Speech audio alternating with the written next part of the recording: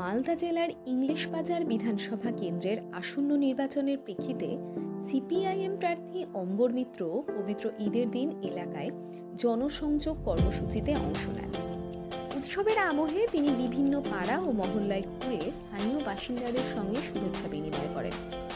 অনেকেই তাকে স্বাগত জানান এবং নিজেদের সমস্যা ও প্রত্যাশার কথা তুলে ধরেন। অম্বর মিত্র সাধারণ মানুষের সঙ্গে কথা বলার সময় এলাকার উন্নয়ন, পরিকাঠামো এবং সামাজিক সম্প্রতির বিষয়গুলো নিয়ে আলোচনা করেন। তিনি উৎসবের দিনে এই উদ্যোগকে পারস্পরিক সৌহার্দ্য ও সম্পর্ক গড়ে তোলার একটি সুযোগ হিসেবে দেখেন।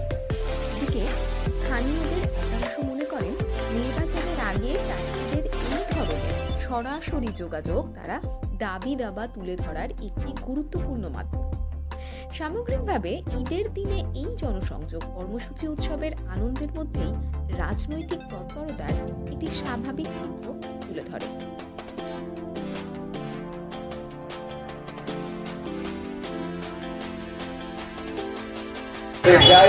সম্প্রীতি ঐক্য নিয়ে আমরা বাংলা, নতুন বাংলা করতে চাই।